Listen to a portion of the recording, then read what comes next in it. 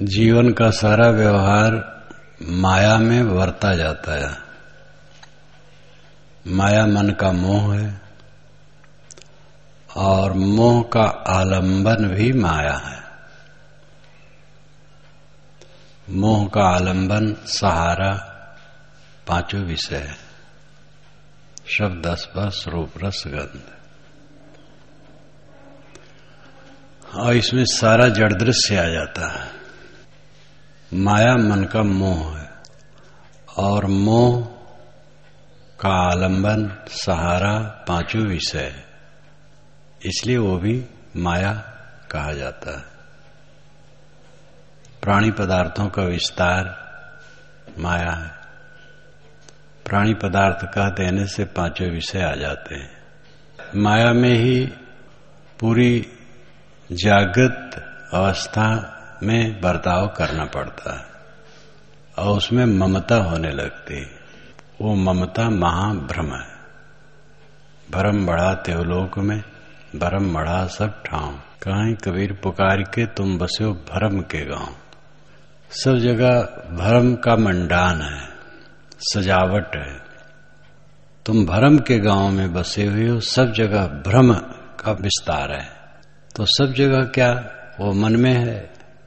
वही मन में जो भ्रम है वही सब जगह विस्तार करता है, अर्थात जहां जहां देखता वहां वो भ्रम पैदा करता है।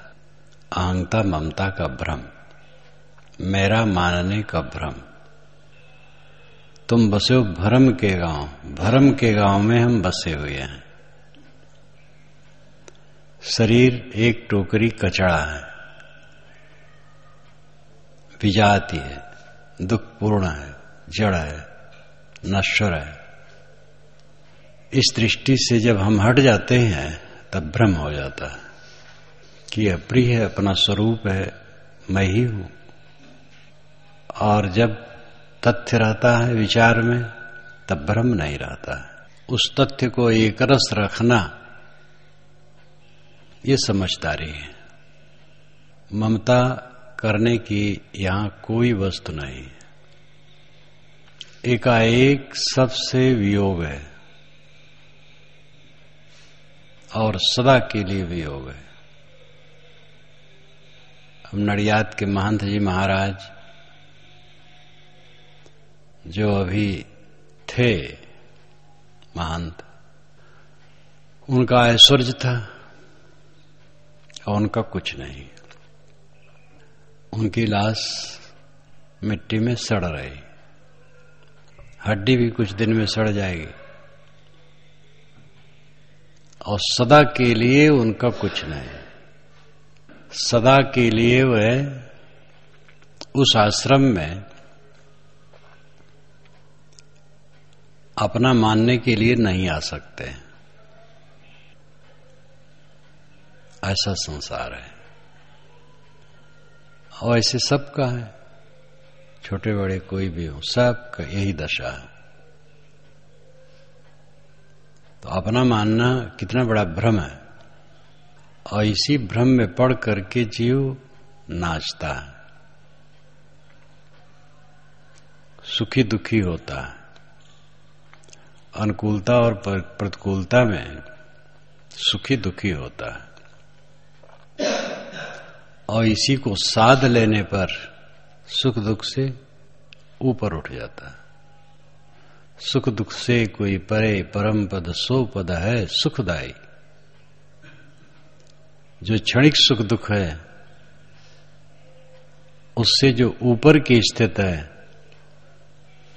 वो एक रस सुखदाई है। दुख और सुख, दुख और सुख उसमें नहीं, केवल सुख है। जहां तक देह की यात्रा में दुख सुख है वो बने रहेंगे। ठंड लगेगा, दुख लगेगा, गर्मी लग जाएगी जब ठंड के बाद तो सुख लगेगा।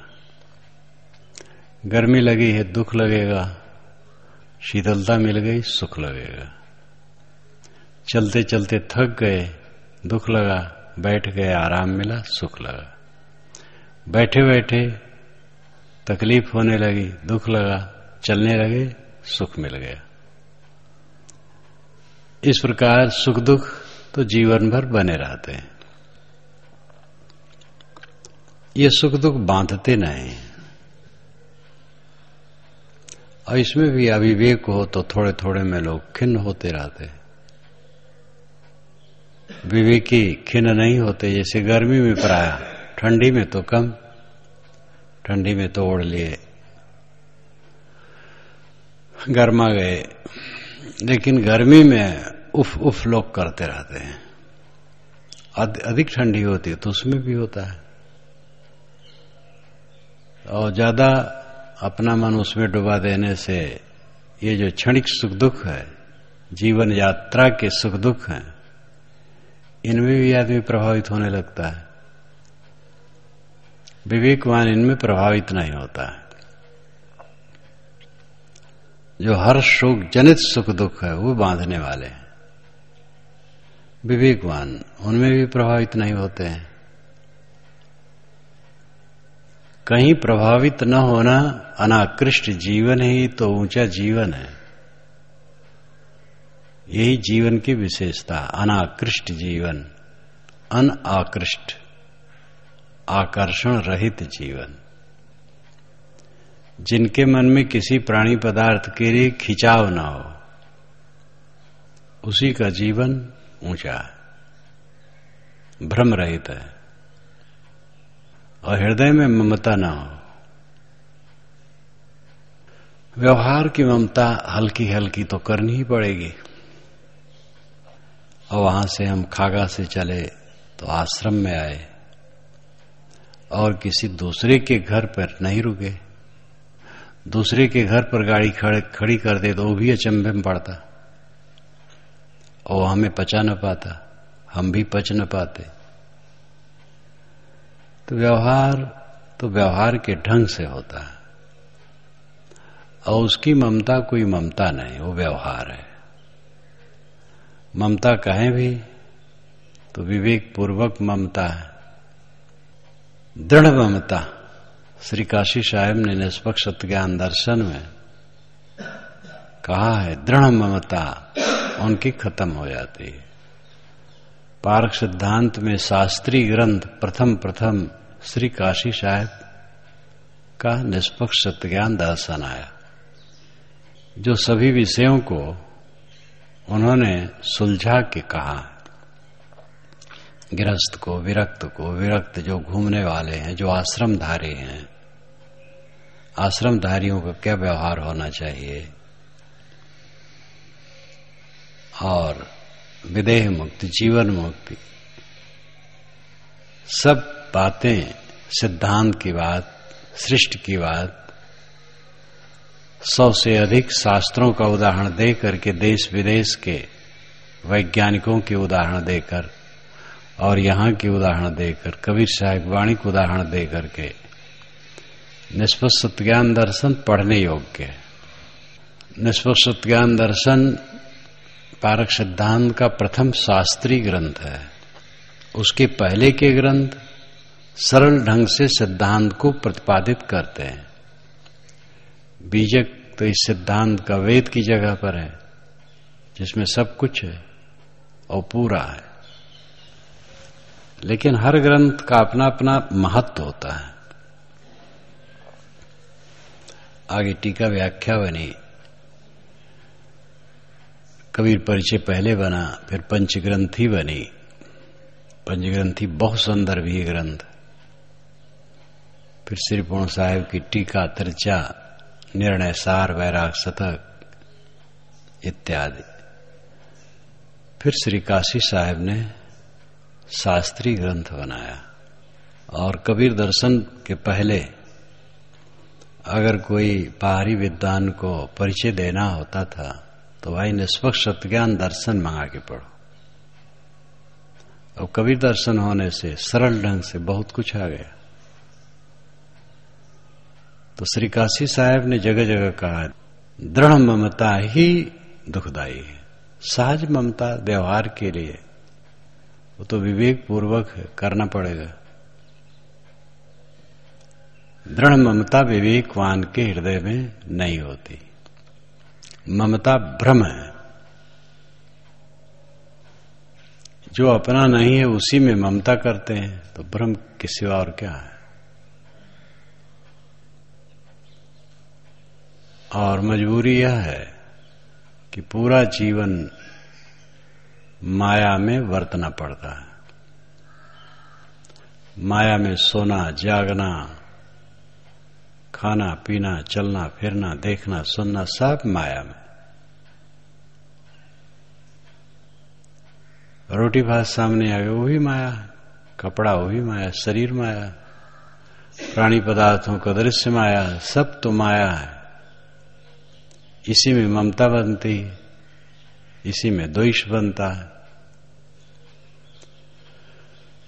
पानी में नौका तैरती है, पानी में डूबती है। बस नौका वाले को सावधानी यही रखना है कि डूबे ना, तैरे। सावधानी हटी, डूबेगी नौका। पानी से अलग नौका तैरने की कोई गुंजाइश नहीं। कोई तैरना चाहे तो पानी में ही तैरना होगा। पानी में डूबेगा भी, पानी में तैरेगा भी। अगर वो तर्क दे कि भाई हम तैरना सीख लेंगे तब पानी में उतरेंगे, तो तर्क तो उसका बहुत सुंदर है, और पहले उतरे हुए डूब जाए तो क्या हुआ। इसलिए पहले तैरना सीख लेंगे तब पानी में उतरेंगे, लेकिन यह असंभव दोषयुक्त है ये कथन। पानी ही में तैरना होगा। पानी में डूबने का चांस है, लेकिन तैरना उसी में सीखना पड़ेगा। तैरने की सीख के लिए पानी को छोड़ करके कोई जगह नहीं। ये माया के विस्तार को छोड़ करके जीवन यापन करने कोई जगह नहीं। और भूल हो जाती है, बस ममता हो जाती है, राग हो जाता है, द्वेष हो जाता है, बस क्लेश हो जाता है। जागता रहे। संतो जागत नींद न कीजिए। ऐ संतो जागते रहो, नींद न करो। जागने का मतलब है मोह भंग, नींद लेने का मतलब है मोह युक्त। ममता मोह में न पड़ो, जागते रहो। पूर्ण जागृत अवस्था पवित्र रहनी है। जहां तक दृश्य का व्यवहार है, सबका संबंध क्षणिक है। आया गया, मिला बिछुड़ा, और एक दिन पूरा लुप्त। इसलिए सदैव जागते रहना है। जागत कीजिए भोर, बटोहिया का सोए। तेरी गठरी में लागे चोर, बटोहिया का सोए। तेरे मन में चोर लगता है, सावधान। कबीर साहब की वाणी तो सीआईडी है, हर जगह से सब कुछ पता लगा लेती है मानो। फिराक साहब ने लिखा, कबीर के सिर से पैर तक आंखें ही आंखें थी। यही अलंकारिक कथन है। अब कोई समझ ले कबीर साहब की एड़ी चोटी तक आंखें थी, तो भ्रम है। मतलब सब समय जागरूक, सब तरफ से जागरूक। कोई गंदगी उनके सामने छिपती नहीं थी। गंदगी देखे और कहे, डरना नहीं। चाहे किसी का प्रतिपादित गंदगी हो, प्रतिपादन सिद्ध, प्रतिपादित सिद्ध किया हुआ, किसी द्वारा वो गंदगी अच्छाई के रूप में प्रतिपादित हो, कबीर साहब उसको टोक देते हैं, गलत है। निर्भय सत्य कह देते हैं। इसलिए हम लोगों को चाहिए ध्यान रखें कि माया में ही पूरा जीवन बरतना है। माया का दो रूप बताया गया। माया तो मुख्य मोह है, ममता है, लेकिन वो कहां मोह ममता होती है। जहां होती हो उसका आलंबन है। एक सुंदर नर या नारी सामने आ गया और उसमें मोह लगा, वो नहीं आता तो मोह न लगता।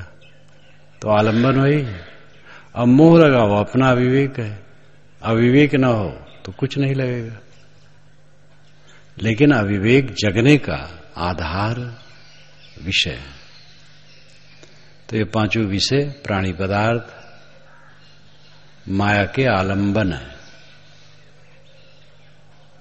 और इसलिए इन्हें भी माया कहा जाता है, और इन्हीं में पूरा जीवन बरतना होता है। इसीलिए भूलने का चांस जगह जगह रहता है। इसीलिए एक रस साधना की जरूरत है। जिसकी साधना चोखी है उसको भूलने कोई चांस नहीं। कहां भूले, सब कुछ कूड़ा कचड़ा है। दिव्य हीरा रतन तो निज स्वरूप है, निर्मल है, निष्काम है, तृप्त है, कृतार्थ है, कल्याण स्वरूप है। जो पवित्रता है, शुद्धि है, शांति है, तृप्ति है, आनंद है, वो तो मेरा अपना आपा ही है। और जो कुछ जिसमें हम भूलते हैं वो सब कूड़ा कचड़ा है। इस तथ्य को ठीक से समझकर इसकी रहनी में रहने वाला कभी भटकता नहीं। चारों तरफ भ्रम के चांस हैं, भ्रम मढ़ा सब ठाव, कहीं कबीर पुकार के तुम बस्यो भ्रम के गांव। भ्रम में कहीं न पड़े, जागते रहें, यही साधक की साधना है।